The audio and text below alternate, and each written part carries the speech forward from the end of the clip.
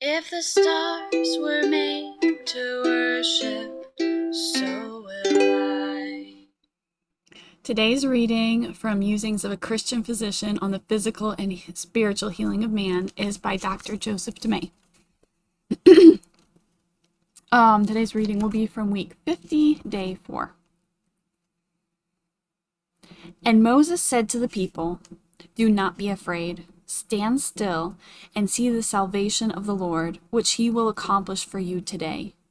For the Egyptians you see today, you shall see again no more forever.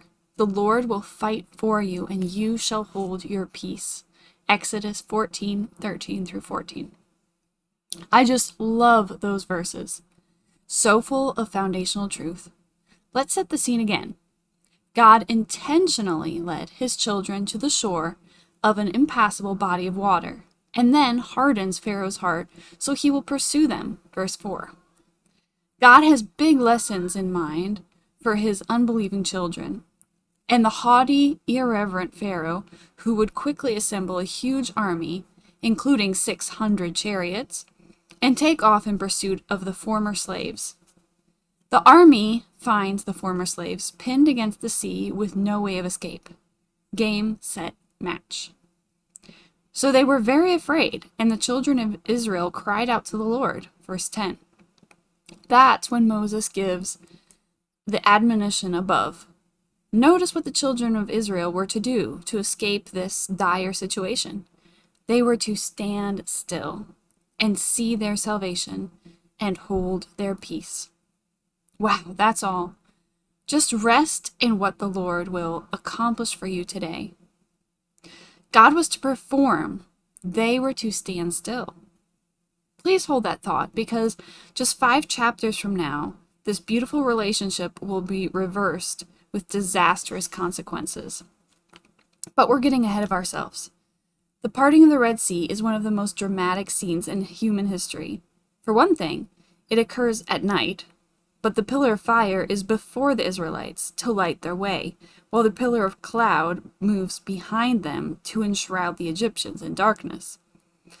Then the waters are parted, and the children of Israel pass on dry land. The waters were a wall to them on their right hand and on their left. Verse 29. That's pretty cool, right?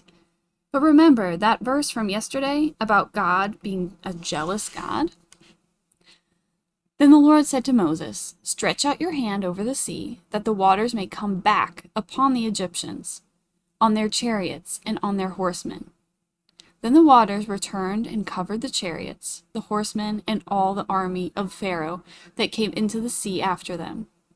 Not as much as one of them remained. Exodus 14:26 and 28. Wow, what a God! I want to briefly look at one other little-known example of the power and superiority of our Lord. It's found in 1 Samuel 5.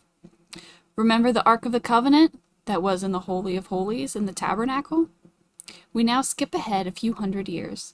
The children of Israel are in the process of possessing the promised land, and they are continually fighting with the Philistines. In one of these battles, the Philistines actually capture the ark. They take it back to one of their cities, Ashdod, and place it in the temple of their chief god, Dagon, right next to a statue of the false god.